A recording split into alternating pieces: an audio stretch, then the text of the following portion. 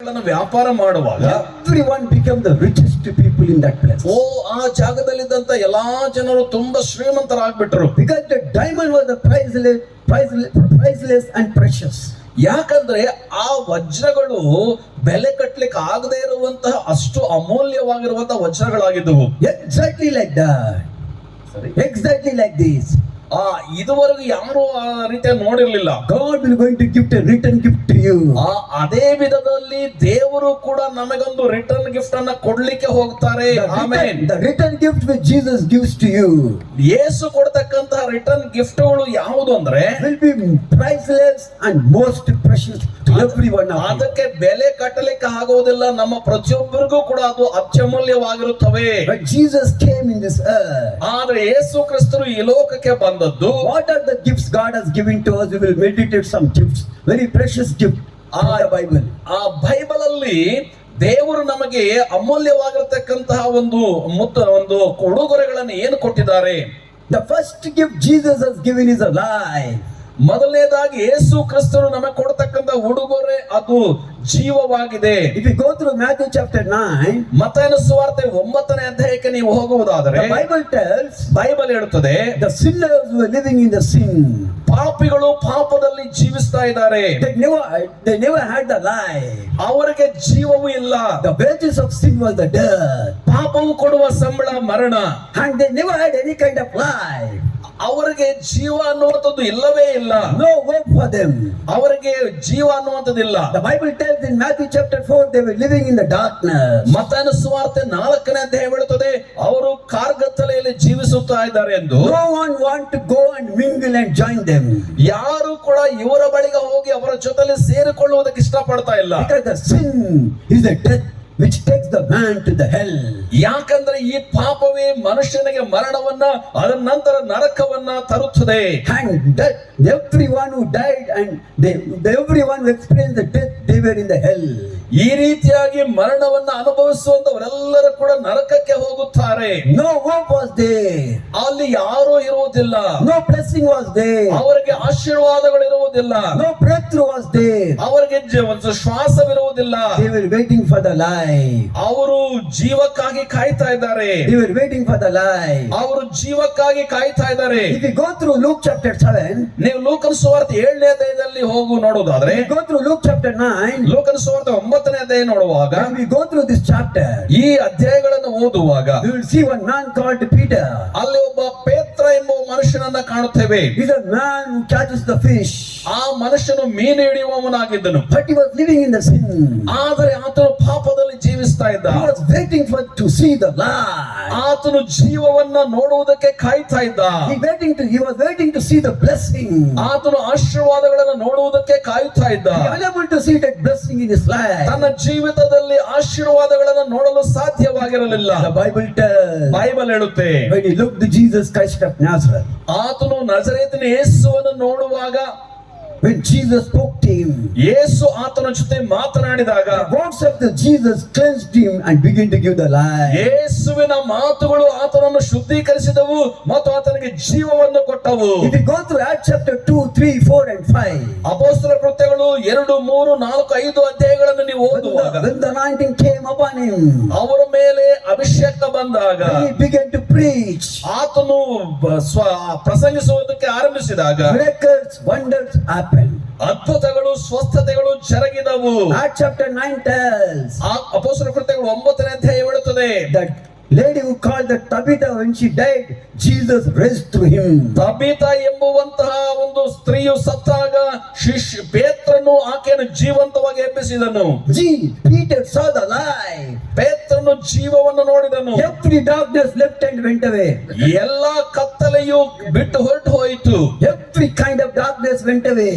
ಎಲ್ಲಾ ವಿಧವಾದ ಕತ್ತಲೆಯು ಓಡಿ ಹೋಯಿತು. Peter saw the light. ಪೇತ್ರನು ಜೀವವನ್ನ ನೋಡಿದನು. Today not know in which curse you are.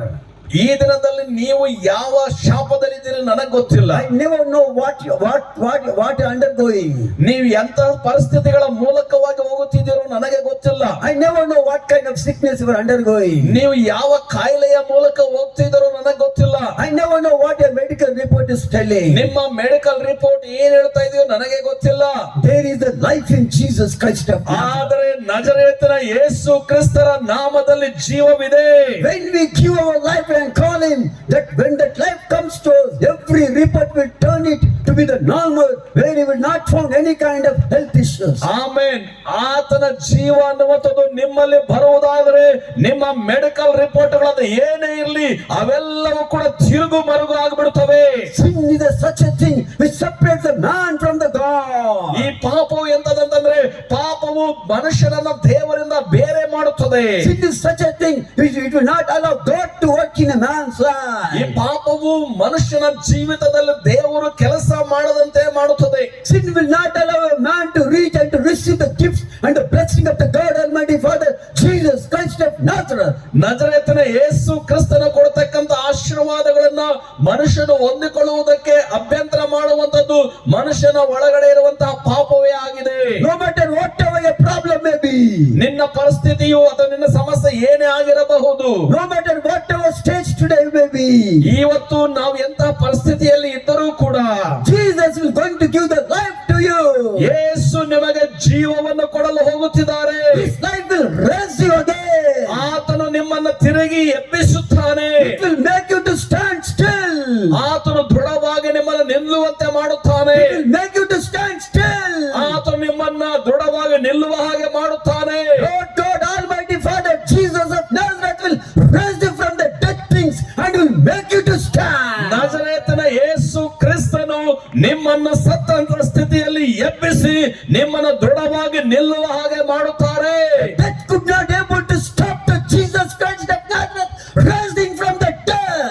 ನಜರೇತಿನ ಯೇಸು ಕ್ರಿಸ್ತನನ್ನ ಮರಣದಿಂದ ಎದ್ದೇಳುವುದಕ್ಕೆ ಈ ಒಂದು ಪುನರುತ್ಥಾನನಾಗಿ ಯೇಸು ಎದ್ದೇಳುವುದಕ್ಕೆ ಮರಣ ಮಾತನ್ನು ಹಿಡಿದಿಟ್ಟುಕೊಳ್ಳಲು No ಸಾಧ್ಯವಾಗಲಿಲ್ಲ. matter whatever the dead thing that you are undergoing, that can't stop Jesus blessing you and raising you from that and making you to stand. ನೀನು ಈ ದಿನದಲ್ಲಿ ಯಾವ ವಿಷಯದಲ್ಲಿ ಸತ್ತಂತ ಸ್ಥಿತಿಯಲ್ಲಿದೆಯೋ ಅಂತ ಸ್ಥಿತಿಯಿಂದ ಕರ್ತನಾದ ಯೇಸು ಕ್ರಿಸ್ತರು ನಿಮ್ಮನ್ನು ಜೀವಂತವಾಗಿ ಎಬ್ಬಿಸಿ ದೃಢವಾಗಿ ನಿಲ್ಲಿಸಲು ಆತನು ಶಕ್ತರಾಗಿದ್ದಾರೆ.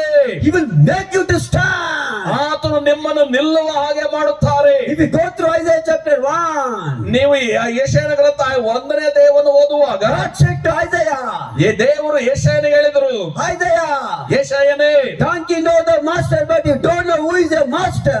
ಕತ್ತೆಗೆ ಯಜಮಾನನ ಗೊತ್ತಿದೆ, ಆ ಒಂದು ಎತ್ತುಗೆ ಗೋದಲಿ ಗೊತ್ತಿದೆ, ಆದರೆ ನನ್ನ ಜನರು ಯಜಮಾನನನ್ನ ತಿಳಿಯದವರಾಗಿದ್ದಾರೆ. God Almighty Father was talking and telling to him, ಪರಲೋಕದ ಜೀವ ಸ್ವರೂಪನಾದ ದೇವರು ಆತನಿಗೆ ಹೇಳ್ತಾ ಇದ್ದಾರೆ, donkey know the master, but you don't know the master. ನೋಡಿ, ಕತ್ತೆಗೆ ಯಜಮಾನನು ಗೊತ್ತಿದೆ, ಆದರೆ ನಿನಗೆ ನನ್ನ ಬಗ್ಗೆ ಗೊತ್ತಿಲ್ಲ ಎಂಬುದಾಗಿ ಹೇಳ್ತಿದ್ದಾರೆ. If you go through Isaiah chapter 6, ನೀವು ಯೆಶಾಯನ ಗ್ರಂಥ 6ನೇ ಅಧ್ಯಾಯಕ್ಕೆ ಹೋಗುವುದಾದ್ರೆ God is telling your tongue is unclean tongue. ನೋಡಿ, ದೇವರು ಹೇಳ್ತಿದ್ದಾರೆ ನಿನ್ನ ನಾಲಿಗೆಯು ಅಶುದ್ಧವಾಗಿದೆ. If you go through the down verses in 6th chapter of Isaiah, ನೀವು ಯೆಶಾಯನ ಗ್ರಂಥ 6ನೇ ಅಧ್ಯಾಯದಲ್ಲಿರ್ತಕ್ಕಂಥ ಕೆಳಗಿನ ವಚನಗಳನ್ನು ಓದುವಾಗ God is telling, ದೇವರು ಹೇಳುತ್ತಿದ್ದಾರೆ, God is telling, ದೇವರು ಹೇಳುತ್ತಾ ಇದ್ದಾರೆ, God touched his unclean tongue and made it a holy tongue to preach and to share and to talk with God Almighty Father. ಅಶುದ್ಧವಾಗಿದ್ದಂತಹ ಯೆಶಾಯನ ನಾಲಿಗೆಯನ್ನು ದೇವರು ಮುಟ್ಟಿದಾಗ ಅದು ಶುದ್ಧವಾಯಿತು ಮತ್ತು ಯೆಶಾಯನು ದೇವರ ಪರವಾಗಿ ಆತನು ಪ್ರವಾದಿಸಿದನು, ಮಾತನಾಡಿದನು. God will change your unclean tongue into the holy tongue to speak with the most holy God Almighty Father Jesus Christ of Nazareth. Amen. ದೇವರು ನಿನ್ನ ಅಶುದ್ಧವಾದಂತಹ ನಾಲಿಗೆಯನ್ನ ಶುದ್ಧೀಕರಿಸಿ ನಜರೇತಿನ ಯೇಸು ಕ್ರಿಸ್ತನ ಪರವಾಗಿ ನೀನು ಮಾತನಾಡುವಂತೆ ಆತನು ಮಾಡಲು ಶಕ್ತನಾಗಿದ್ದಾನೆ. Second gift which God want to give to you. ದೇವರು ನಿಮಗೆ ಕೊಡಲು ಬಯಸುವಂತ ಎರಡನೆಯ ಉಡುಗೊರೆ gift of belief. ನಂಬಿಕೆ ಎಂಬುವ ಉಡುಗೊರೆ. You need to believe that God will going to do to you. ನೀವು ನಂಬಬೇಕಾಗಿದೆ ದೇವರು ನಿಮಗೆ ಇದನ್ನು ಮಾಡುತ್ತಾನೆ ಎಂಬುದಾಗಿ. If you don't believe the God and God's work, He can't do anything to you. ನೀವು ದೇವರನ್ನ ನಂಬದೆ ಹೋದರೆ ದೇವರು ನಿಮ್ಮಲ್ಲಿ ಏನನ್ನೂ ಮಾಡಲಾರನು. Today God is telling to you, ಈ ದಿನ ದೇವರು ನಿಮಗೆ ಹೇಳುತ್ತಿದ್ದಾರೆ, believe. ನಂಬಿರಿ. Today is a time to see the work of mine. ಈ ದಿನವೇ ನನ್ನ ಕಾರ್ಯವನ್ನು ನೋಡುವ ಸಮಯವಾಗಿದೆ. Believe. ನಂಬಿರಿ. I will do the impossible things into possible in your life. ಅಸಾಧಾರಣ ಅಸಾಧ್ಯವಾದ ಕಾರ್ಯಗಳನ್ನು ನಾನು ಸಾಧ್ಯವಾಗುವಂತೆ ಮಾಡುತ್ತೇನೆ. Ecclesiastes chapter 3 tells. ಯೆಜಕೇಲ ಗ್ರಂಥ 3ನೇ ಅಧ್ಯಾಯ ಹೇಳುತ್ತದೆ. 1 to 10 verses say. 1 ರಿಂದ 10 ವಚನಗಳು ಹೇಳುತ್ತವೆ. There is for time for everything. ಎಲ್ಲದಕ್ಕೂ ಕೂಡ ಸಮಯವಿದೆ ಎಂಬುದಾಗಿ ಪ್ರಸಂಗಿ ಗ್ರಂಥ 3ನೇ ಅಧ್ಯಾಯ ಹೇಳುತ್ತದೆ. This night is a time. ಇದುವೇ ಆ ಸಮಯವಾಗಿರಬಹುದು. This night is a time. ಇದುವೇ ನಿನ್ನ ಸಮಯವಿರಬಹುದು. A time to see the blessing of God in your life. ನಿನ್ನ ಜೀವಿತದಲ್ಲಿ ದೇವರ ಆಶೀರ್ವಾದಗಳನ್ನು ನೋಡುವ ಸಮಯ ಇದೇ ಆಗಿರಬಹುದು. This is the time. ಇದುವೇ ಆ ಸಮಯ. If we go through Luke chapter 1 and 2. ನೀವು ಲೋಕನ ಸುವಾರ್ತೆ 1-2 ಅಧ್ಯಾಯಗಳನ್ನು ಓದುವಾಗ Look to the priest who was waiting to see Jesus Christ of Nazareth. ನಜರೇತಿನ ಯೇಸು ಕ್ರಿಸ್ತನನ್ನ ನೋಡುವುದಕ್ಕಾಗಿ ಕಾಯುತ್ತಾ ಇದ್ದಂತಹ ಆ ಒಂದು ಜ್ಞಾನಿಗಳನ್ನ ನೋಡಿರಿ. Look at priest who was waiting to see Jesus Christ. ನೋಡಿ, ಆ ಒಂದು ಯಾಜಕರು ಯೇಸುವನ್ನ ನೋಡುವುದಕ್ಕೆ ಕಾಯ್ತಾ ಇದ್ರು. When he saw Jesus in his hand, ಅವರು ಯೇಸುವನ್ನ ತಮ್ಮ ಕೈಗಳಲ್ಲಿ ತೆಗೆದುಕೊಂಡಾಗ he understand ಅವರಿಗೆ ಅರ್ಥ ಆಯ್ತು. the time of the blessing, the time of the victory, the time of the miracle has started, because everyone was sleeping in the darkness and death. Jesus is going to become a light and life for them. ಆಶೀರ್ವಾದದ ಸಮಯ, ಜಯದ ಸಮಯ, ಈ ರೀತಿಯಾಗಿ ಅವರ ಜೀವಿತದಲ್ಲಿ ಅವರ ಸಮಯ ಪ್ರಾರಂಭವಾಯಿತು ಎಂಬುದಾಗಿ ಜೋಯಿಸರವರು ತಿಳಿದುಕೊಂಡರು. Believe the time has came to you to see the victory and the breakthrough in your life. ನಿಮ್ಮ ಜೀವಿತದಲ್ಲಿಯೂ ಕೂಡ ಜಯವನ್ನು ನೋಡುವಂತಹ ಸಮಯವು ಬಂದಿದೆ. ಇದನ್ನು ನಂಬಿರಿ. You believe you're going to see the victory in your life. ನೀವು ನಂಬುವುದಾದರೆ ನಿಮ್ಮ ಜೀವಿತದಲ್ಲಿ ಜಯವನ್ನು ನೋಡಲು ಹೋಗುತ್ತೀರಿ. In Australia, ಆಸ್ಟ್ರೇಲಿಯಾದಲ್ಲಿ there was a dogs competition, running competition. ಆ ಒಂದು ನಾಯಿಗಳ ಓಟದ ಸ್ಪರ್ಧೆ ಇತ್ತು. Now all the masters of the dog, they were training the dogs how to run, how to get the prize, first prize. ಅಲ್ಲಿರ್ತಕ್ಕಂತಹ ಎಲ್ಲಾ ಶ್ರೀಮಂತರು ಕೂಡ ತಮ್ಮ ನಾಯಿಗಳಿಗೆ ಯಾವ ರೀತಿಯಾಗಿ ವೇಗವಾಗಿ ಓಡಿ ಮೊದಲನೇ ಪ್ರೈಸ್ ತೆಗೆದುಕೊಂಡು ಬರಬೇಕೆಂಬುದಾಗಿ ಟ್ರೈನಿಂಗ್ ಕೊಡ್ತಾ ಇದ್ರು. Now everyone was feeding with very good food, very good food. ಆ ಪ್ರತಿಯೊಬ್ಬರು ಕೂಡ ತಮ್ಮ ನಾಯಿಗಳಿಗೆ ಒಳ್ಳೊಳ್ಳೆಯ ಆಹಾರವನ್ನ ಕೊಡ್ತಾ ಇದ್ರು. Feeding with the meat, feeding with food, feeding with the very good dishes. What that it will going to give? It will going to run and get first rank. First prize. ಮಾಂಸವನ್ನ ಮತ್ತು ಒಳ್ಳೆಯ ಶಕ್ತಿಯುತವಾದ ಆಹಾರವನ್ನ ಕೊಡ್ತಾ ನಾಯಿಗಳನ್ನು ಬೆಳೆಸ್ತಾ ಇದ್ರ ಕಾರಣ ಅವರು ಆ ಒಂದು ಓಟದ ಸ್ಪರ್ಧೆಯಲ್ಲಿ ಮೊದಲನೆಯ price ತೆಗೆದುಕೊಳ್ಬೇಕೆಂಬುದಾಗಿ. Every day these dogs was trained in the ground under with the masters under the coach of the dog. ಪ್ರತಿ ದಿನವೂ ಕೂಡ ಈ ನಾಯಿಗಳು ತಮ್ಮ ಯಜಮಾನರ ಮತ್ತು ಒಂದು ಕೋಚ್ ಜೊತೆಲಿ ಬಂದು ಆ ಒಂದು ಗ್ರೌಂಡ್ ನಲ್ಲಿ ಅವರು ತಾಲೀಮ್ ಮಾಡ್ತಾ ಇದ್ವು. Now the day came to run and to get the first prize. ಈಗ ಓಟದ ಸ್ಪರ್ಧೆಯ ದಿನ ಬಂದುಬಿಟ್ಟಿತು. Everyone brought the dogs to the ground where the running was there. ಆ ಒಂದು ಓಟದ ಸ್ಪರ್ಧೆ ನಡೀತಕ್ಕಂಥ ಸ್ಥಳಕ್ಕೆ ಪ್ರತಿಯೊಬ್ಬರು ಕೂಡ ತಮ್ಮ ನಾಯಿಗಳನ್ನ ಕರೆದುಕೊಂಡು ಬಂದ್ರು. The one of the masters brought a dog which is very thin. ಆದ್ರೆ ಒಬ್ಬ ಯಜಮಾನ ತಮ್ಮ ನಾಯಿ ಕರ್ಕೊಂಡ್ಬಂದ್ರು. ಆ ನಾಯಿ ತುಂಬಾ ಬಡಕಲಾಗಿತ್ತು. It is not talking. ಅದು ಮಾತಾಡ್ತಾ ಇಲ್ಲ. It is silent, completely silent. ಅದು ಸಂಪೂರ್ಣವಾಗಿ ಮೌನವಾಗಿದೆ. All saw the dog. ಎಲ್ಲರೂ ಆ ನಾಯಿಯನ್ನು ನೋಡಿದ್ರು. See how we are strong. ನಾವು ಎಷ್ಟು ಬಲಿಷ್ಠರಾಗಿದ್ದೇವೆ ನೋಡ್ರಿ. Our master has given the meat, everything, and he prepared us strong. ನಮ್ಮ ಯಜಮಾನರು ನಮಗೆ ಒಳ್ಳೊಳ್ಳೆ ಮಾಂಸ ಕೊಡ್ತಾ ಇದ್ರು, ಚೆನ್ನಾಗಿರುವಂತ ಊಟ ಕೊಡ್ತಾ ಇದ್ರು, ಎಲ್ಲ ತಿಂದು ನಾವು ಬಲಿಷ್ಠರಾಗಿದ್ದೇವೆ. See this dog, how thin. ಈ ನಾಯಿ ನೋಡಿ ಎಷ್ಟು ಸಣಕಲ್ ಇದೆ. Dog began to laugh in the dog's language and telling, you came for competition, that also with us. ಈ ನಾಯಿಗಳು ತಮ್ಮದೇ ಭಾಷೆಯಲ್ಲಿ ಅದನ್ನ ಗೇಲಿ ಮಾಡಿ ಆಡ್ಕೊಳ್ತೇ, ನೀನು ಕೂಡ ನಮ್ಮ ಜೊತೆಲಿ ಕಾಂಪಿಟೇಷನ್ ಬಂದಿದ್ದೀನಯ್ಯ ಅಂತ Now the dog went and began to laugh and began to scold and said, you are like a, this is lady, this is person, why this competition? Go to the hospital and take rest. ನೋಡಿ, ನಾಯಿಗಳು ನಾಯಿ ಭಾಷೆಯಲ್ಲಿ ಮಾತಾಡ್ಕೊಂಡೆ, ನೀನ್ ನೋಡಿದ್ರೆ ರೋಗಿ ಆಗೋ ತರ ಇದೆಯಲ್ಲಯ್ಯ, ನೀನು ಕಾಂಪಿಟೇಷನ್ ಬಂದಿದ್ಯಾ, ನೀನು ಹೋಗು ಆಸ್ಪತ್ರೆಗೆ ಹೋಗಿ ಟ್ರೀಟ್ಮೆಂಟ್ ತಗೊಂಡು ರೆಸ್ಟ್ ಮಾಡಿ ಹೋಗು ಅಂತ ಹೇಳ್ಬಿಟ್ಟು ನಾಯಿಗಳು ಮಾತಾಡುದು. Another dog came and said in the dog's language, ಇನ್ನೊಂದು ನಾಯಿ ಬಂದು ನಾಯಿ ಭಾಷೆಯಲ್ಲಿ ಮಾತಾಡ್ತು, you are so thin, how you can't put one step, you came to run with me, if I'm running, if I do like this, one kick, you will go and fall 1 kilometer. ಇನ್ನೊಂದು ನಾಯಿ ಬಂದು ನಾಯಿ ಭಾಷೆಯಲ್ಲಿ ಹೇಳ್ತೆ, ನಿನ್ನ ನೋಡಿದ್ರೆ ಅಯ್ಯೋ ಅನಿಸ್ತೈತಲ್ಲಯ್ಯ, ನೀನ್ ತುಂಬಾ ಸಣ್ಣಕ್ಕಿದೆಯ, ಒಂದು ಕಾಲು ಕೂಡ ಎತ್ತಿಡಕ್ಕಾಗಲ್ಲ ಅಂತ ನೀನು ಓಟಕ್ಕೆ ಬಂದಿದೆಯಲ್ಲ, ನಾನೇನಾದ್ರೂ ಒಂದು ಒದ್ದಿದ್ರೆ ನೀನು 1 ಕಿಲೋಮೀಟರ್ ದೂರ ಹೋಗ್ತೀಯಲ್ಲಯ್ಯ ಅಂತ ಹೇಳ್ತಾ ಇದೆ. You want to run with me? ನೀನು ನಮ್ ಜೊತೆಲಿ ಓಡ್ತೀಯಾ? You want to get a prize with me? ನನ್ನ ಜೊತೆಲಿ ನಿನಗೂ ಕೂಡ ಪ್ರೈಸ್ ಬೇಕಾ? Another dog came. ಮತ್ತೊಂದು ನಾಯಿ And ಬಂತು. that dog said, ನಾಯಿ ಹೇಳ್ತು, you know my master is a very rich man. ನಿನಗೆ ಗೊತ್ತಾ ನಮ್ಮ ಯಜಮಾನರು ತುಂಬಾ ಶ್ರೀಮಂತ. Oh, he has given me and feeded me with very rich proteins. ತುಂಬಾ ಶ್ರೀಮಂತವಾಗಿರ್ತಕ್ಕಂಥ ಪ್ರೋಟೀನ್ ಆಹಾರವನ್ನೆಲ್ಲ ನನಗೆ ಕೊಟ್ಟು ನನ್ನ ಸಾಕಿದ್ದಾರೆ. See my muscles, see my body. Here 6 packs, here 6 packs. ನೋಡು ನನ್ನ ಮಾಂಸ ಖಂಡಗಳು, ನನ್ನ ಖಂಡಗಳನ್ನ ನೋಡಿ, ಈ ಕಡೆ 6 ಪ್ಯಾಕ್ ಇದೆ, ಈ ಕಡೆ 6 ಪ್ಯಾಕ್ ಇದೆ ಅಂತ ಹೇಳಿದ್ರು. See my thighs, it is so strong. ನನ್ನ ತೊಡೆಗಳು ನೋಡು ತುಂಬಾ ಬಲಿಷ್ಠವಾಗಿವೆ.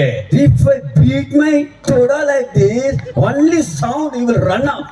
ನಾನೇನಾದ್ರು ಒಂದು ಸಾರಿ ತೊಡೆ ತಟ್ಟಿದ್ರೆ ಆ ಶಬ್ದಕ್ಕೆ ನೀನು ಓಡೋಗ್ಬಿಡ್ಬೇಕು. Only my toda sound is enough to you to run from this place. ಒಂದು ಸಾರಿ ತೊಡೆ ತಟ್ಟಿದ್ರೆ ಸಾಕು, ಆ ಶಬ್ದಕ್ಕೆ ನೀನು ಇಲ್ಲಿಂದ ಓಡು ಹೋಗ್ತೀಯಾ. Now another dog came and another dog was telling to the dog. ಮತ್ತೊಂದು ನಾಯಿ ಬಂದು ಇದಕ್ಕೆ ಹೇಳ್ತಾ ಇದೆ, Ayyo, so poor. I think your master has not feeded you. ಅಯ್ಯೋ ನಿನ್ನ ನೋಡಿದ್ರೆ ಪಾಪ ಅನಿಸುತ್ತಪ್ಪ, ನನಗೆ ನಿಮ್ಮ ಯಜಮಾನ ಸರಿಯಾಗಿ ಊಟನೇ ಕೊಟ್ಟಿಲ್ವಾ? You're so thin. ತುಂಬಾ ಸಣ್ಣಕ್ಕಿದೀಯ ನೀನು. Why you want to take all the risk in your life? ಯಾಕೆ ಇಷ್ಟೆಲ್ಲ ಕಷ್ಟ ಪಡ್ಬೇಕು ನನ್ನ ಜೀವಿತದಲ್ಲಿ? Do one thing. ಒಂದ್ ಕೆಲಸ ಮಾಡು, Sit on that chair and watch me how I am running. ನೀನ್ ಆ ಚೇರ್ ಮೇಲೆ ಕೂತ್ಕೊಂಡು ನಾನು ಯಾವ ತರ ಓಡ್ತೀನಿ ಅದನ್ನ ನೀನ್ ನೋಡು ಅಂತ ಹೇಳ್ತು. One after another, one dog was coming and telling in the dog's language for the dog. ಈ ರೀತಿಯಾಗಿ ಒಂದಾದ ಮೇಲೆ ಮತ್ತೊಂದು ನಾಯಿ ಬಂದು ನಾಯಿ ಭಾಷೆಯಲ್ಲಿ ಈ ನಾಯಿಗೆ ಎಲ್ಲವೂ ಹೇಳ್ತಾ ಇದ್ದಾವೆ. That dog is only smiling. ಆದ್ರೆ ಆ ನಾಯಿ ಏನು ಉತ್ತರ ಕೊಟ್ಟಿಲ್ಲ, ಸುಮ್ನೆ ಆಗ ನೋಡ್ತಾ ನಗ್ತಾ Only ಇದೆ. it is smiling. ಸುಮ್ನೆ ನಗ್ತಾ ಇದೆ ಅಷ್ಟೇ. Now the competition time came. ಈಗ ಸ್ಪರ್ಧೆಯ ಸಮಯ ಬಂತು. Every dog was standing. ಎಲ್ಲ ನಾಯಿಗಳು ನಿಂತಿದ್ದಾವೆ. This thin dog came and stood first. ಈ ಸಣ್ಣಕ್ಕಿರುವಂತ ನಾಯಿ ಬಂದು ಮುಂದೆ ನಿಂತಿದೆ. A fat dog came and pushed back. ಆ ದಪ್ಪಕ್ಕಿರುವಂತ ನಾಯಿ ಬಂದು ಪಕ್ಕಕ್ಕೆ ಅದು ಹಿಂದಕ್ಕೆ ಸರಿತು. Another dog pushed back. ಮತ್ತೊಂದು ನಾಯಿ ಆತನ Another dog pushed back. ಇನ್ನೊಂದು ನಾಯಿ ಇನ್ನು Now this dog became lost. ಎಲ್ಲ ನಾಯಿಗಳು ಈ ತರ ಅದು ಹಿಂದಕ್ಕೆ ತಳ್ಳಿ ಸಣ್ಣಕ್ಕಿರೋ ನಾಯಿ ಇಂದ ಲಾಸ್ಟ್ ಅಲ್ಲಿ ನಿಂತಿದೆ. Now the 1, 2, 3 that master said. ಆಗ ಅಲ್ಲಿ ಯಜಮಾನ ಹೇಳ್ತಾರೆ 1, 2, 3 ಅಂತ ಹೇಳುವಾಗ they began to run. ಈಗ ಸಡನ್ ಆಗಿ ಎಲ್ಲವೂ ಕೂಡ ಓಡಕ್ ಶುರು ಮಾಡಿದ್ವು. This thin run, focused on the destiny. It reached and got the first prize in the running. ಆದ್ರೆ ಈ ನಾಯಿ ತನ್ನ ಗುರಿ ಮೇಲೇನೆ ದೃಷ್ಟಿ ಇಟ್ಟು ಬೇಗನೆ ಓಡಿದ್ರಿಂದ ಈ ನಾಯಿನ ಎಲ್ಲಾ ನಾಯಿಗಳಿಗಿಂತಲೂ ಮೊದಲನೇ ಪ್ರೈಸ್ ಬಂತು. Who got the first prize? ಯಾರಿಗೆ ಮೊದಲನೇ ಪ್ರೈಸ್ ಬಂತು? Everyone came. ಎಲ್ಲರೂ ಬಂದ್ರು. And asked to the master. ಯಜಮಾನ ಕೇಳ್ತಾ ಇದ್ದಾರೆ, Sir, we feeded, we spended, and we invested so much money with our dog. This dog's unable to run. Halfway only. ಬೇರೆಯವರೆಲ್ಲರೂ ಕೂಡ ಬಂದು ಈ ಸಣ್ಣಕ್ಕಿರುವಂತ ನಾಯಿ ಯಜಮಾನ ಹತ್ರ ಕೇಳ್ತಾ ಇದ್ದಾರೆ, ಸರ್ ನಾವ್ ಎಷ್ಟೋ ದುಡ್ಡು ಖರ್ಚು ಮಾಡಿ ನಮ್ಮ ನಾಯಿಗಳಿಗೆ ಒಳ್ಳೊಳ್ಳೆ ಆಹಾರ ಕೊಟ್ಟಿದ್ವು, ಅಷ್ಟೆಲ್ಲ ತಿಂದಿರ್ತಕ್ಕಂಥ ನಮ್ಮ ನಾಯಿಗಳು ಓಡುವಾಗ ಅರ್ಧಕ್ಕೆ ನಿಂತುಬಿಟ್ಟು ಅಂತ ಅರ್ಧಕ್ಕೆ ಸುಸ್ತಾಗ್ಬಿಟ್ಟವಲ್ಲ, ನಿನ್ನ ನಾಯಿಗೆ ಹೆಂಗೆ ಬೆಳೆಸ್ತಿದೀಯಾ? How could your dog run and got the prize? ನಿಮ್ಮ ನಾಯಿ ಯಾವ ರೀತಿಯಾಗ ಅಷ್ಟು ಬೇಗನೆ ಓಡಿ ಆ ಪ್ರೈಸ್ ಅದಕ್ಕೆ ತಗೊಂಡು? Then that master said, ಯಜಮಾನರು ಹೇಳಿದ್ರು, my dogs, both the ears will not listen because it is a deaf dog. ನನ್ನ ನಾಯಿಗೆ ಎರಡೂ ಕಿವುಗಳು ಕೇಳಿಸಲ್ಲ, ಅದು ಕಿವುಡು ಅಂತ ಹೇಳಿತು. I just trained how to run and receive the first prize. ನಾನು ನನ್ನ ನಾಯಿಗೆ ತರಬೇತಿ ಹೇಳ್ಕೊಟ್ಟಿದ್ದೆಲ್ಲ ಒಂದೇ, ಯಾವ ರೀತಿಯ ಬೇಗನೆ ಓಡಿ ಫಸ್ಟ್ ಪ್ರೈಸ್ ತಗೋಬೇಕು ಅಷ್ಟು ಮಾತ್ರ ನಾನು ಹೇಳ್ಕೊಟ್ಟೆ. Today you see, ಇವತ್ತು ನೀವು ನೋಡ್ರಿ, they don't believe God, ಅವ್ರು ದೇವರನ್ನ ನಂಬಲ್ಲ, but they believe everyone. ಬೇರೆ ಎಲ್ಲವನ್ನೂ ನಂಬುತ್ತಾರೆ. They don't believe God, ಅವರು ದೇವರನ್ನ ನಂಬಲ್ಲ, they believe everyone. ಎಲ್ಲರನ್ನೂ ನಂಬುತ್ತಾರೆ. They don't listen to the God's word and they believe, ದೇವರ ವಾಕ್ಯವನ್ನ ಕೇಳಿ ನಂಬುವುದಿಲ್ಲ, but they listen everyone's word. ಆದ್ರೆ ಬೇರೆ ಎಲ್ಲರ ಮಾತುಗಳನ್ನ ಕೇಳಿಸ್ಕೊಳ್ತಾರೆ. If you listen the word of the man and if you believe the man, woe unto the man, because man can't help another man. ನೀವು ಮನುಷ್ಯರನ್ನ ನಂಬಿ ಮನುಷ್ಯರ ಮಾತುಗಳನ್ನ ಕೇಳಿಸಿಕೊಳ್ಳುವುದಾದ್ರೆ ನಿಮಗೆ ಅಯ್ಯೋ. Man will not help another man. ಯಾಕಂದ್ರೆ ಒಬ್ಬ ಮನುಷ್ಯನು ಮತ್ತೊಬ್ಬ ಮನುಷ್ಯನನ್ನು ರಕ್ಷಿಸಲಾರನು. Only God will help. ಆದ್ರೆ ದೇವರು ಮಾತ್ರವೇ ನಮಗೆ ಸಹಾಯ ಮಾಡಬಲ್ಲನು. Only Jesus Christ of Nazareth will going to help. ಕೇವಲ ನಜರೇತನ ಯೇಸು ಕ್ರಿಸ್ತನು ಮಾತ್ರವೇ ನಮಗೆ ಸಹಾಯ ಮಾಡಬಲ್ಲನು. Believe today. ಇದನ್ನ ನಂಬ್ರಿ, ಇದನ್ನ God will change your situation. ದೇವರು ನಿಮ್ಮ ಪರಿಸ್ಥಿತಿಯನ್ನು ಬದಲಾಯಿಸುತ್ತಾರೆ. Believe today. ಈ ದಿನ ನಂಬಿರಿ, your God will change your life. ನಿಮ್ಮ ದೇವರು ನಿಮ್ಮ ಜೀವಿತವನ್ನ ಬದಲಾಯಿಸುತ್ತಾರೆ. Believe today. ಈ ದಿನ ನಂಬಿರಿ, your ministry will be completely changed. ನಿಮ್ಮ ಸೇವೆಯು ಸಂಪೂರ್ಣ ಬದಲಾಗುತ್ತೆ. Believe today. ಈ ದಿನ ನಂಬಿರಿ, impossible things will become the possible in your life. ಅಸಾಧ್ಯವಾದ ಕಾರ್ಯಗಳು ನಿಮ್ಮ ಜೀವಿತದಲ್ಲಿ ಸಾಧ್ಯವಾಗುತ್ತವೆ. The impossible thing, I don't know what is that. Jesus Christ of Nazareth will going to make it possible. ನಿಮ್ಮ ಜೀವಿತದಲ್ಲಿ ಯಾವುದು ಅಸಾಧ್ಯವಾಗಿದೆಯೋ ನಜರೇತಿನ ಯೇಸು ಕ್ರಿಸ್ತರು ಅವುಗಳನ್ನು ಸಾಧ್ಯವಾಗಿ ಮಾಡಲು ಹೋಗುತ್ತಾರೆ. I'm telling to you, my brother, my sister. ನನ್ನ ಸಹೋದರನೇ, ನನ್ನ ಸಹೋದರಿ, ನಾನು ನಿನಗೆ ಹೇಳ್ತಾ ಇದ್ದೇನೆ, God will going to turn the impossible thing into possible. ಅಸಾಧ್ಯವಾದ ಕಾರ್ಯಗಳನ್ನು ದೇವರು ಸಾಧ್ಯವಾಗಿ ಮಾಡಲು ಹೋಗುತ್ತಾರೆ. My sister Gloria, I'm telling to you, Jesus is telling to you, your impossible things, God will going to turn it into possible. ನನ್ನ ಸಹೋದರಿಯಾದ Gloria, ದೇವರು ನಿನಗೆ ಹೇಳುತ್ತಿದ್ದಾರೆ, ಅಸಾಧ್ಯವಾದ ಕಾರ್ಯಗಳನ್ನು ದೇವರು ಸಾಧ್ಯವಾಗಿ ಮಾಡುತ್ತಾರೆ. Yes, sister Gloria, God is telling to you, you will turn the impossible thing into possible in your life. ಹೌದು ಸಹೋದರಿ Gloria ಅವರೇ, ದೇವರು ಅಸಾಧ್ಯವಾದ ಕಾರ್ಯಗಳನ್ನು ಸಾಧ್ಯವಾಗಿ ಮಾಡುತ್ತಾರೆ. How long you'll be crying and seeing the people? ಎಷ್ಟು ದಿನ ಜನರನ್ನ ನೋಡುತ್ತಾ ಅಳುತ್ತಾ ಇರ್ತೀಯ? My sister Gloria, ನನ್ನ ಸಹೋದರಿ Gloria, how long you want to trust the man? ಎಷ್ಟು ದಿನ ಮನುಷ್ಯನನ್ನ ನಂಬುತ್ತೀಯ? How long you want to see the people? ಎಷ್ಟು ದಿನ ಅಂತ ಮನುಷ್ಯರನ್ನೇ ನೋಡ್ತೀಯ? That's the reason today we are not reached to the blessing of the God. ಆದ್ರಿಂದಲೇ ನೀನು ಇನ್ನು ದೇವರ ಆಶೀರ್ವಾದಗಳನ್ನ ಹೊಂದಿಕೊಳ್ಳುತ್ತಾ ಇಲ್ಲ. Gloria sister, Gloria sister, Jesus is talking to you and telling to you, ಯೇಸು ನಿಮ್ಮೊಂದಿಗೆ ಮಾತನಾಡುತ್ತಾ ಹೇಳುತ್ತಿದ್ದಾರೆ, He will turn your impossible thing into possible. ಅಸಾಧ್ಯವಾದ ಕಾರ್ಯಗಳನ್ನ ಸಾಧ್ಯವಾಗಿಸುತ್ತಾರೆ ಯೇಸು. Impossible thing into possible. ಅಸಾಧ್ಯವಾದ ಕಾರ್ಯಗಳನ್ನ ಸಾಧ್ಯವಾಗುವಂತೆ. Write the date and the time in a calendar.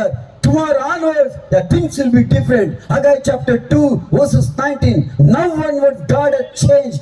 And second, hour, the change of God you will see in your life. Amen. ನಿಮ್ಮ calendar ನಲ್ಲಿ ಬರೆದುಕೊಳ್ಳ್ರಿ, ನಾಳೆ ದಿನದಿಂದ ದೇವರು ನಿಮ್ಮ ಜೀವಿತದಲ್ಲಿ ಅಸಾಧ್ಯವಾದದನ್ನ ಸಾಧ್ಯವಾಗಿ ಮಾಡುತ್ತಾನೆ. ಇದು ಯೆಶಾಯನ ಗ್ರಂಥ 1ನೇ ಅಧ್ಯಾಯ ವಚನ 1 ಮತ್ತು 2 ಪ್ರಕಾರವಾಗಿ. Believe God. ದೇವರನ್ನ ನಂಬಿರಿ, Believe Him and His word. ಆತನ ವಾಕ್ಯವನ್ನ ನಂಬಿರಿ. Your works will be different. ಕಾರ್ಯಗಳು ವ್ಯತ್ಯಾಸವಾಗುತ್ತವೆ. What is the third gift Jesus want to give? ಯೇಸು ನಮಗೆ ಕೊಡಲು ಇಷ್ಟಪಡುವಂತ ಮೂರನೆಯ ಉಡುಗೊರೆ ಏನು? Power in the pray and power in the work and the power in you to stand and to defeat the enemy. ನೀವು ಪ್ರಾರ್ಥನೆಯಲ್ಲಿ ಶಕ್ತರಾಗುವಂತೆ ನೀವು ಮಾಡುವಂತ ಕೆಲಸಗಳಲ್ಲಿ ನಿಮಗೆ ಶಕ್ತಿಯನ್ನು ಕೊಡುವುದಕ್ಕೆ ಯೇಸು ಬಯಸುತ್ತಾರೆ. God is giving the power in your prayer and power in your life to stand anything and stand in anything and everything. ನಿಮ್ಮ ಪ್ರಾರ್ಥನೆಯಲ್ಲಿ ಮತ್ತು ನೀವು ಮಾಡುವಂತ ಕೆಲಸಗಳಲ್ಲಿ ನೀವು ನಿಲ್ಲುವಂತ ಪ್ರತಿಯೊಂದು ಕಡೆಗಳಲ್ಲಿಯೂ ಕೂಡ ಯೇಸು ನಿಮಗೆ ಶಕ್ತಿಯನ್ನು ಕೊಡಲಿಕ್ಕೆ ಆತನು ಇಷ್ಟಪಡುತ್ತಿದ್ದಾರೆ. God's power can break any kind of yoke. ದೇವರ ಶಕ್ತಿ ಯಾವುದೇ ರೀತಿಯಾದಂತಹ ನೋಗವನ್ನ ಅದು ಮುರಿದು ಹಾಕುತ್ತದೆ. God's power can turn away any unrighteous into righteous. ಯಾವುದೇ ಅನೀತಿಯನ್ನ ದೇವರು ನೀತಿಯಾಗಿ ದೇವರ ಶಕ್ತಿ ಬದಲಾಯಿಸುತ್ತದೆ. A highly educated man called the Paul. He was before Saul, not before become a Paul. ಆ ತುಂಬಾ ವಿದ್ಯಾಭ್ಯಾಸ ಮಾಡಿದಂತಹ ವ್ಯಕ್ತಿ ಸೌಲ ಎಂಬುವಂತವನು ನಂತರ ಆತನನ್ನ ಪೌಲನೆಂದು ಕರೆಯುತ್ತಾರೆ. Go see his life. ಆತನ ಜೀವಿತ ನೋಡಿರಿ. When he was a Saul, ಆತನು ಸೌಲನಾಗಿದ್ದಾಗ he had a love on God, but he never knew that God only Jesus. ಆತನಿಗೆ ದೇವರ ಮೇಲೆ ಪ್ರೀತಿ ಇತ್ತು, ಆದ್ರೆ ಆ ದೇವರ ಯೇಸು ಎಂಬುದಾಗಿ ಆತನಿಗೆ ಗೊತ್ತಿರಲಿಲ್ಲ. He was zeal for God. ಆತನು ದೇವರಿಗೆ ತುಂಬಾ He ವೈರಾಗ್ಯವುಳ್ಳವನಾಗಿದ್ದ. got angry. How can the people will believe Jesus when there is a God Almighty Father? Jehovah is our God. ಆತನು ಅಂದುಕೊಂಡಿದ್ದನು, ನಮ್ಮ ತಂದೆಯಾದ ಯೆಹೋವ ದೇವರಿರುವಾಗ ಇವರು ಯಾರಪ್ಪ ಯೇಸುವನ್ನು ನಂಬುವಂತವರು ಇದ್ದಾರಲ್ಲ ಎಂಬುದಾಗಿ ಕೋಪ ಮಾಡ್ಕೊಳ್ತಾ ಇದ್ದ. Highly educated man, ತುಂಬಾ ವಿದ್ಯಾಭ್ಯಾಸ ಮಾಡಿದಂತ ವ್ಯಕ್ತಿ, full of intelligent man. ತುಂಬಾ ಜ್ಞಾನವಂತನು. He could able to give the answer for anything and everything before he saw Jesus also. ನೋಡಿ, ಯೇಸುವನ್ನ ನೋಡುವುದಕ್ಕಿಂತ ಅಥವಾ ಯೇಸುವನ್ನು ಸಂಧಿಸುವುದಕ್ಕಿಂತ ಮೊದಲೇ ಆತನು ಎಲ್ಲಾ ಪ್ರಶ್ನೆಗಳಿಗೂ ಕೂಡ ಉತ್ತರವನ್ನು ಕೊಡುವಂತ ಚಾಣಾಕ್ಷರಾಗಿದ್ದನು. But his intelligence and everything was the foolishness where he was killing the God who became the Jesus and the people who believed Jesus, killing them and beating them. ಆದರೆ ಆತನ ಎಲ್ಲ ವಿದ್ಯಾಭ್ಯಾಸವೂ ಕೂಡ ಕೆಲಸಕ್ಕೆ ಬರದದ್ದಾಗಿ ಆಯ್ತು. ಯಾಕಂದ್ರೆ ಆತನು ಯೇಸುವನ್ನ ನಂಬಿದಂತವರನ್ನ ಹಿಂಸಿಸುವುದಕ್ಕೆ, ಅವರನ್ನ ಕೊಲ್ಲುವುದಕ್ಕೆ ಆತನು ಸಮ್ಮತಿ ಪಡಿಸ್ತಾ ಇದ್ದನು. He took all the permission to destroy the Christian. ಕ್ರೈಸ್ತರನ್ನ ನಾಶ ಮಾಡುವುದಕ್ಕೆ ಬೇಕಾದಂತ ಎಲ್ಲ ಆಜ್ಞೆಗಳನ್ನ ಆತನು ಪಡೆದುಕೊಂಡಿದ್ದನು. My precious brother, my precious sister. ನನ್ನ ಅಮೂಲ್ಯ ಸಹೋದರ ಸಹೋದರಿಯರೇ, Now the Saul is coming to kill the Christians. ಈಗ ಸೌಲನು ಕ್ರೈಸ್ತರನ್ನ ಕೊಲ್ಲುವುದಕ್ಕಾಗಿ ಬರುತ್ತಿದ್ದಾನೆ. Many people were afraid because they thought now no more our life will be there. Our story is came to end. ನಮ್ಮ ಜೀವಿತ ಇಷ್ಟೇ, ನಮ್ಮ ಕತೆ ಮುಗಿದೋಯ್ತು ಎಂಬುದಾಗಿ ಅನೇಕರು ಭಯ ಪಟ್ಟುಕೊಂಡಿದ್ದರು. On the way, on the journey, he saw Jesus Christ of Nazareth visiting him and talking to him directly. ಈ ರೀತಿಯಾಗಿ ಆತನು ದಾರಿಯಲ್ಲಿ ಹೋಗುತ್ತಿರುವಾಗ ನಜರೇತಿನ ಯೇಸು ಕ್ರಿಸ್ತನವರು ನೇರವಾಗಿ ಆತನನ್ನು ಸಂಧಿಸಿದ್ದನ್ನ ಆತನು ಕಂಡುಕೊಂಡನು. Acts chapter 9 tells Jesus said, Saul, Saul, why you are persecuting me? ಅಪೊಸ್ತಲ ಕೃತ್ಯಗಳು 9ನೇ ಅಧ್ಯಾಯದ 10ನೇ ವಚನದಲ್ಲಿ ದೇವರ ವಾಕ್ಯವು ಹೇಳ್ತದೆ, ಯೇಸು ಕ್ರಿಸ್ತನು ಸೌಲನಿಗೆ ಹೇಳ್ತಾನೆ, ಸೌಲನೇ ಸೌಲನೇ ನೀನು ಯಾಕೆ ನನ್ನನ್ನು ಹಿಂಸೆ ಪಡಿಸುತ್ತಿದ್ದೀ ಎಂದು. Saul, Saul, why you are persecuting me? ಸೌಲನೇ ಸೌಲನೇ ಯಾಕೆ ನನ್ನನ್ನು ಹಿಂಸೆ ಪಡಿಸುತ್ತೀ? He never, first time he saw Jesus Christ of Nazareth. ನಜರೇತಿನ ಯೇಸು ಕ್ರಿಸ್ತನನ್ನು ಆತನು ಮೊಟ್ಟ ಮೊದಲನೇ ಸಾರಿ ನೋಡುತ್ತಾ ಇದ್ದಾನೆ. When he saw Jesus Christ of Nazareth, ಆತನು ನಜರೇತಿನ ಯೇಸು ಕ್ರಿಸ್ತನನ್ನು ನೋಡಿದಾಗ not only he saw the Jesus, he saw the God in Jesus, because Jesus is God Almighty Father. ಆತನು ಯೇಸು ಕ್ರಿಸ್ತನನ್ನು ಮಾತ್ರವೇ ನೋಡಿದ್ದಲ್ಲ, ಬದಲಾಗಿ ಈ ಯೇಸು ಕ್ರಿಸ್ತನಲ್ಲಿ ಸರ್ವಶಕ್ತನಾದಂತಹ ದೇವರಿರುವುದನ್ನು ಕೂಡ ನೋಡಿದನು. He began to cry. ಆತನು ಅಳಲು ಪ್ರಾರಂಭಿಸಿದನು. Oh God, I don't know that you are a God, Jesus. I began to persecute the people. I murdered the people. I stoned the man to be a martyr, and I did all kind of evil thing. Oh, I am not worthy to see you, my Father. ಓ ದೇವರೇ, ನೀನೇ ಯೇಸು ಎಂಬುದಾಗಿ ನಮಗೆ ಗೊತ್ತಾಗದೆ ಹೋಯಿತು. ಆದ ಕಾರಣದಿಂದಾಗಿ ನಾನು ನಿನ್ನನ್ನು ನಂಬಿದಂತಹ ಜನರನ್ನ ಹಿಂಸೆ ಪಡಿಸಿದೆ, ಅವರಿಗೆ ತೊಂದರೆ ಕೊಟ್ಟೆ, ಅವರನ್ನ ಕೊಲ್ಲು ಹಾಕುವುದಕ್ಕೂ ಕೂಡ ನಾನು ಪ್ರಯತ್ನ ಪಟ್ಟೆ ಎಂಬುದಾಗಿ ಆತನು ಆಳ್ತಾ ಇದ್ದಾನೆ. From Acts chapter 9 you see the story about the Paul, when God turned Saul into Paul. From Acts chapter 9 you see the story about the Paul. ಅಪೊಸ್ತಲರ ಕೃತ್ಯಗಳು 9ನೇ ಅಧ್ಯಾಯದಿಂದ ನಂತರದ ಅಧ್ಯಾಯಗಳನ್ನು ನೀವು ನೋಡ್ರಿ. ಸೌಲನಾಗಿದ್ದಂತವನು ಪೌಲನಾಗಿ ಮಾರ್ಪಟ್ಟ ಮೇಲೆ ಆತನ ಜೀವಿತದಲ್ಲಾದಂತಹ ಬದಲಾವಣೆಗಳನ್ನು ನೀವು ಕಾಣುತ್ತೀರಿ. And the 14 letters of the Paul, 14 letters ನಂತರ ಪೌಲನ 14 ಪತ್ರಿಕೆಗಳು. Paul, until he became a martyr, he did not change. ಪೌಲನು ಅರ್ಥಸಾಕ್ಷಿ ಆಗುವ ತನಕ ಬದಲಾವಣೆಯನ್ನ ಎಲ್ಲೂ ಕಾಣುವುದಿಲ್ಲ ಆತನ ಜೀವಿತದಲ್ಲಿ. He believed Jesus in such a way, none of the suffering, none of the pain, none of the thing could able to touch him and change him. ಆತನ ಜೀವಿತದಲ್ಲಿ ಯೇಸು ಕ್ರಿಸ್ತರ ಮೇಲಿದ್ದಂತಹ ಅಚಲವಾದಂತಹ ವಿಶ್ವಾಸ ಎಷ್ಟು ದೃಢವಾಗಿತ್ತು ಅಂತಂದ್ರೆ ಆತನಿಗೆ ಎಂತಹ ಪರಿಸ್ಥಿತಿಯು ಬಂದರೂ ಕೂಡ ಯಾವುದೇ ಪರಿಸ್ಥಿತಿಗಳು ಕೂಡ ಆತನನ್ನು ಬದಲಾಯಿಸುವುದಕ್ಕೆ ಸಾಧ್ಯವಾಗಲಿಲ್ಲ. Many problems came to Paul. ಆತನ ಜೀವಿತದಲ್ಲಿ ಅನೇಕ ಸಮಸ್ಯೆಗಳು ಎದುರಾದವು. Different way he suffered for Jesus Christ. ಬೇರೆ ಬೇರೆ ವಿಧದಲ್ಲಿಯೂ ಯೇಸು ಕ್ರಿಸ್ತನ ನಿಮಿತ್ತವಾಗಿ ಪೌಲನು ಹಿಂಸೆಗೆ ಅಥವಾ ಸಮಸ್ಯೆಗೆ ಗುರಿಯಾದನು. But the belief on Jesus has not changed. ಆದರೆ ಆತನು ಯೇಸು ಕ್ರಿಸ್ತನಲ್ಲಿದ್ದಂತಹ ನಂಬಿಕೆಯನ್ನ ಮಾತ್ರ ಬದಲಾಯಿಸಲಿಲ್ಲ. There is a belief on Jesus Christ of Nazareth today, my brother and my sister. ನನ್ನ ಸಹೋದರಿ, ನನ್ನ ಸಹೋದರನೇ, ನಿನಗೆ ಯೇಸು ಕ್ರಿಸ್ತನಲ್ಲಿರತಕ್ಕಂತ ವಿಶ್ವಾಸ ಇವತ್ತು ಎಲ್ಲಿದೆ? Where is the belief and how far your belief today? You check yourself. ಆ ನಿಮ್ಮ ವಿಶ್ವಾಸ ಯೇಸು ಕ್ರಿಸ್ತನಲ್ಲಿ ಯಾವ ಮಟ್ಟದಲ್ಲಿದೆ, ಯಾವ ಹಂತದಲ್ಲಿದೆ ಎಂಬುದನ್ನು ನೀವು ಪರೀಕ್ಷೆ ಮಾಡಿಕೊಳ್ಳಿರಿ. Where is the belief today? ಈ ದಿನ ನಿಮ್ಮ ವಿಶ್ವಾಸ ಎಲ್ಲಿದೆ? Today Christians are making Jesus as a business and they are doing business with Jesus. ಇವತ್ತು ಯೇಸು ಕ್ರಿಸ್ತನನ್ನ ಕ್ರೈಸ್ತರು ದೇವರ ಮಕ್ಕಳಾದಂತವರು ವ್ಯಾಪಾರ ಮಾಡ್ತಿದ್ದಾರೆ, ವ್ಯಾಪಾರೀಕರಣ ಮಾಡ್ತಿದ್ದಾರೆ. They are selling the Jesus and they are doing business with Jesus. ಯೇಸುವನ್ನು ಮಾರಾಟ ಮಾಡುವುದರ ಮೂಲಕ ವ್ಯಾಪಾರವನ್ನ ಮಾಡಿ ಲಾಭವನ್ನು ಸಂಪಾದನೆ ಮಾಡಿಕೊಳ್ತಾ ಇದ್ದಾರೆ. There are a group of people, they live a two life there. ಕೆಲವು ಗುಂಪಿನ ಜನರು ಎರಡು ವಿಧದ ಜೀವಿತವನ್ನ ಜೀವಿಸುತ್ತಾರೆ. One life is completely sinful life, that telling the name of Jesus outside, hallelujah, inside wicked life they are living. ನೋಡಿ, ಒಂದು ವಿಧವಾದಂತ ಜನರು ಪಾಪದ ಜೀವಿತವನ್ನ ಜೀವಿಸುತ್ತಿದ್ದಾರೆ. ಹೊರಗಡೆ ಅಲ್ಲೆಲೂಯ ಎಂಬುದಾಗಿ ಹೇಳ್ತಾರೆ, ಒಳಗಡೆ ಒಂದು ಕೆಟ್ಟ ಜೀವಿತವನ್ನ ಜೀವಿಸ್ತಾ ಇದ್ದಾರೆ. The holiness is in you today. ನಿಮ್ಮಲ್ಲಿ ಈ ದಿನ ಪರಿಶುದ್ಧತೆ ಇದೆಯಾ? The holiness is in you today. ನಿಮ್ಮೊಳಗೆ ಪರಿಶುದ್ಧತೆ ಈ ದಿನ ಇದೆಯಾ? Check yourself. ನಿಮ್ಮನ್ನ ಪರೀಕ್ಷೆ ಮಾಡಿಕೊಳ್ಳಿ. Because the God whom I serve and the God whom chosen me is a most holy God and He want to live a holy life. ಯಾಕಂದ್ರೆ ನನ್ನನ್ನು ಆರಿಸಿಕೊಂಡಿರ್ತಕ್ಕಂಥ ದೇವರು, ಯಾವ ದೇವರಿಗೆ ನಾನು ಸೇವೆಯನ್ನ ಮಾಡುತ್ತಿದ್ದೇನೋ ಆ ದೇವರು ಪರಿಶುದ್ಧನಾದಂತ ದೇವರು. God's power is not the corrupted power. ದೇವರ ಶಕ್ತಿ ಅದು ಆ ಒಂದು ಮಲಿನವಾದಂತ ಅಥವಾ ಭ್ರಷ್ಟಾಚಾರದ ಒಂದು ಶಕ್ತಿ ಅಲ್ಲ. It's a holy, most holy power. ಬದಲಾಗಿ ಅದು ಪರಿಶುದ್ಧ, ಅತಿ ಪರಿಶುದ್ಧವಾದಂತಹ ಶಕ್ತಿ ಆಗಿದೆ. It's a most holy power. ಅದು ಅತಿ ಪರಿಶುದ್ಧವಾದಂತಹ ಶಕ್ತಿ. Today you and I must check what kind of power we have. Is it the corrupted power? Is it the holy power which you and I am living and received and living in that power? ಈ ದಿನ ನಾವು ಹೊಂದಿಕೊಂಡಿರ್ತಕ್ಕಂತಹ ಬಲ ಅಥವಾ ಶಕ್ತಿ ಎಂತಹದ್ದು? ಅದು ಪರಿಶುದ್ಧವಾಗಿರುವಂತದ್ದ ಅಥವಾ ಭ್ರಷ್ಟ ಶಕ್ತಿಯೋ ಎಂಬುದಾಗಿ ನಮ್ಮನ್ನು ನಾವು ಪರೀಕ್ಷೆ ಮಾಡಿಕೊಳ್ಳಬೇಕಿದೆ. What kind of power today you are received and you are living in which power you are living? What kind of power? Is it the holy power? Is it the corrupted power? Check yourself. ಯಾವ ವಿಧದ ಶಕ್ತಿಯನ್ನು ನೀವು ಪಡೆದುಕೊಂಡಿದ್ದೀರಿ?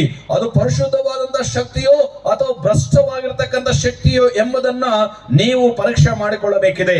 One thing you remember. ಒಂದು ಸಂಗತಿಯನ್ನು ನೀವು ಜ್ಞಾಪಕ ಮಾಡಿಕೊಳ್ಳಿ. Jesus Christ of Nazareth is still looking every one of us. ನಜರೇತಿನ ಯೇಸು ಕ್ರಿಸ್ತರು ಇನ್ನೂ ಕೂಡ ನಮ್ಮ ಪ್ರತಿಯೊಬ್ಬೊಬ್ಬರನ್ನು ಕೂಡ ನೋಡುತ್ತಿದ್ದಾರೆ. Psalm 121, God's eyes is open and looking every one of us. His eyes is not slumber, not sleeping. ಕೀರ್ತನೆಗಳು 121, ಆತನು ಕಣ್ಣು ತೆರೆದವನಾಗಿ ಪ್ರತಿಯೊಬ್ಬರನ್ನು ಕೂಡ ನೋಡುತ್ತಿದ್ದಾನೆ.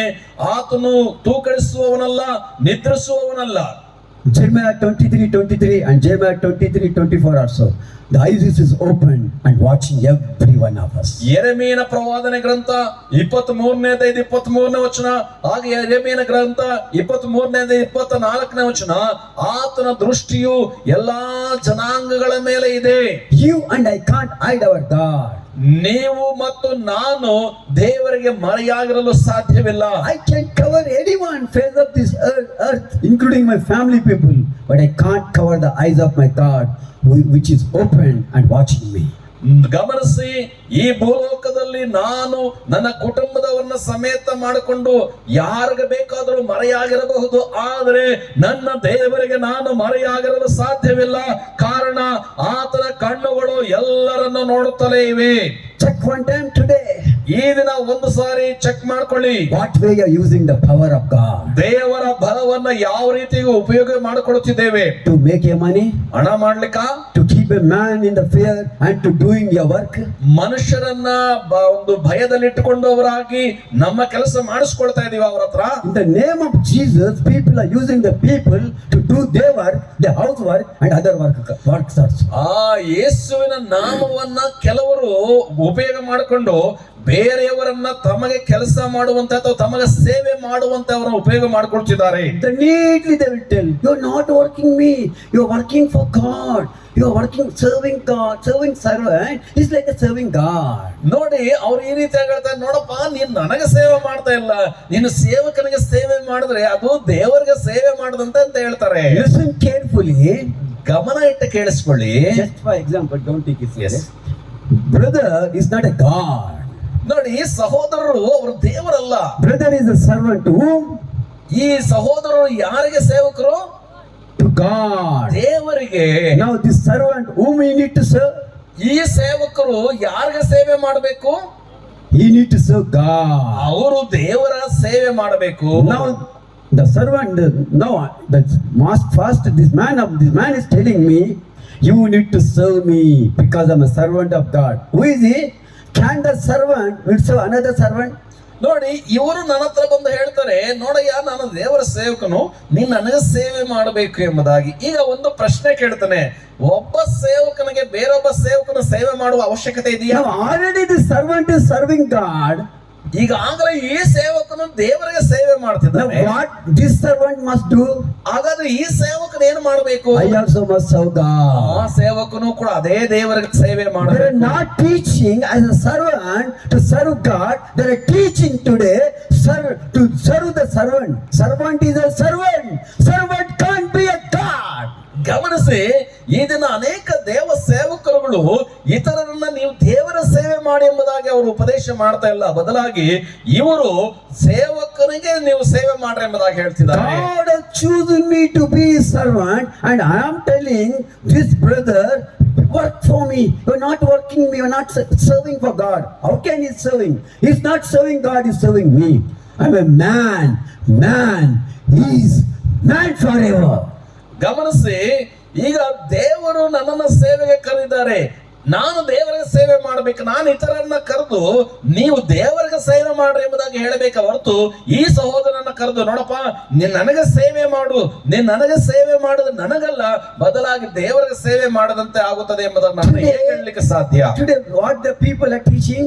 ಈ ದಿನ ಜನರು ಏನು ಉಪದೇಶ ಮಾಡುತ್ತಿದ್ದಾರೆ? Serve the servant of God, the serving God. ದೇವರಿಗೆ ಸೇವೆ ಮಾಡಿದರೆ ನೀವು ಸೇವಕರಿಗೆ ಸೇವೆ ಮಾಡಿದ್ರೆ ದೇವರಿಗೇನೆ ಸೇವೆ ಮಾಡದಂತೆ. You know why people suffer with the many problems? ಯಾಕೆ ಜನರು ಅನೇಕ ಸಮಯಗಳಲ್ಲಿ ಅನೇಕ ಸಮಸ್ಯೆಗಳಿಂದ ಬಳಲುತ್ತಾರೆ ಗೊತ್ತಾ? Very specially for the servants of God. ತುಂಬಾ ವಿಶೇಷವಾಗಿ ದೇವರ ಸೇವಕರಿಗೆ. Why in our ministry it is not growing? ಯಾಕೆ ನಮ್ಮ ಸೇವೆಗಳು ಬೆಳೀತಾ ಇಲ್ಲ? Why today in our ministry always like a begging money? Open mouth money, eat money, sleep money. Only begging. Best being a begging to people, becoming a beggar. They can become a rich. ಯಾಕೆ ಸೇವಕರು ಇವತ್ತು ಬಾಯಿ ತೆರೆದ್ರೆ ತುಂಬಾ ದುಡ್ಡು ಮಾತ್ರನೇ ಮಾತಾಡ್ತಾರೆ? ಹಣ ಕೊಡ್ರಿ, ಕಾಸು ಕೊಡ್ರಿ, ಕೂತ್ಕೊಂಡ್ರು ಕೊಡ್ರಿ ಅಂತಾರೆ, ನಿಂತ್ಕೊಂಡ್ರು ಕೊಡಿ ಅಂತಾರೆ. ಏನ್ ಭಿಕ್ಷುಕರ? ನಾವ್ ಈ ರೀತಿ ಕೇಳ್ಕೊಳ್ಳೋದಕ್ಕೆ ಅಂತ ಹೊರಗಡೆ ಹೋಗಿ ಭಿಕ್ಷೆ ಕೇಳುವುದು ಒಳ್ಳೇದೇ ಅಲ್ವೇ? A real man of God will not ask, he will ask only to God. ನಿಜವಾದಂತಹ ದೇವರ ಸೇವಕನು, ದೇವರ ಮನುಷ್ಯನು ಜನರ ಹತ್ರ ಕೇಳಲ್ಲ, ಆತನು ದೇವರ ಹತ್ರ ಕೇಳ್ತಾನೆ. You know what Jesus said to me? ಯೇಸು ನನಗೇನ್ ಹೇಳಿದ್ರು ಗೊತ್ತಾ? Malachi chapter 3:10. ಮಲಾಕಿಯ ಪ್ರವಾದನೆ ಗ್ರಂಥ 3ನೇ ಅಧ್ಯಾಯದ 10ನೇ ವಚನ. John 10:10. ಯೋಹಾನ 10:10. Philippians 4:19. ಫಿಲಿಪ್ಪಿಯವರಿಗೆ 4:19. I will fill your storehouse. ನಾನು ಅವನ ಕಣಜಗಳನ್ನು ತುಂಬಿಸ್ತೇನೆ. 2 Kings 4th chapter. 2 ಅರಸುಗಳು ಗ್ರಂಥ 4ನೇ ಅಧ್ಯಾಯ. The prophetess wife, with the prophet dead, but the prophetess wife, prophet has not given money, he has given the oil. She sold the oil, cleared the finance problem. She started living in that money as long she was living. ಪ್ರವಾದಿಯ ಮಂಡಳಿಯವರಲ್ಲೊಬ್ಬನು ತೀರಿ ಹೋದಾಗ ಅವನ ಹೆಂಡತಿಯು ತನ್ನ ಗಂಡನು ಮಾಡಿದಂತಹ ಒಂದು ಸಾಲವನ್ನು ತೀರಿಸುವುದಕ್ಕೆ ಪ್ರವಾದಿಯ ಬಳಿ ಬಂದು ಕೇಳುವಾಗ ಆ ಪ್ರವಾದಿಯು ಆತನಿಗೆ ಆಕೆಗೆ ಹಣ ಕೊಡ್ಲಿಲ್ಲ, ಬದಲಾಗಿ ಆ ಒಂದು ಎಣ್ಣೆ ಕೊಟ್ಟು ಇದನ್ನು ಮಾರಿ ನಿನ್ನ ಸಾಲವನ್ನು ತೀರಿಸಿಕೋ ಎಂಬುದಾಗಿ ಹೇಳಿದನು. John 14:14 tell, ask in my name, I am going to give you. ಯೋಹಾನ ಸುವಾರ್ತೆ 14ನೇ ಅಧ್ಯಾಯದ 14ನೇ ವಚನ ಹೇಳುತ್ತದೆ, ನನ್ನ ನಾಮದಲ್ಲಿ ನೀವೇನಾದರೂ ಕೇಳಿಕೊಂಡರೆ ನಾನು ಅದನ್ನು ನಿಮಗೆ ಕೊಡುತ್ತೇನೆ. John 16:22-23. ಯೋಹಾನ ಸುವಾರ್ತೆ 16ನೇ ಅಧ್ಯಾಯ 22-23. You did not ask anything in my name, ask, I will give you. ನನ್ನ ಹೆಸರಿನಲ್ಲಿ ನೀವು ಇದುವರೆಗೂ ಏನನ್ನೂ ಕೇಳಿಕೊಂಡಿಲ್ಲ, ಕೇಳಿಕೊಳ್ಳಿರಿ, ಅದು ನಿಮಗೆ ಕೊಡಲ್ಪಡುವುದು. I am not pointing you, I am reminding you, your God is ready to give you more than what you ask and what you expect in your life. Amen. ನಾನೇನು ನಿಮ್ಮ ಮೇಲೆ ದೂರನ ಹೇಳ್ತಾ ಇಲ್ಲ, ಬದಲಾಗಿ ದೇವರ ವಾಕ್ಯವನ್ನೇ ನಿಮಗೆ ಜ್ಞಾಪಕ ಮಾಡಿಕೊಡುತ್ತಿದ್ದೇನೆ. ನೀವು ಯೇಸುವಿನ ಹೆಸರಿನಲ್ಲಿ ಕೇಳುವಾಗ ಯೇಸು ನಿಮ್ಮ ಅವಶ್ಯಕತೆಗಳನ್ನ ಕೊಡುತ್ತಾರೆ. I am not telling to you. ನಾನ್ ನಿಮಗೆ ಹೇಳ್ತಿಲ್ಲ.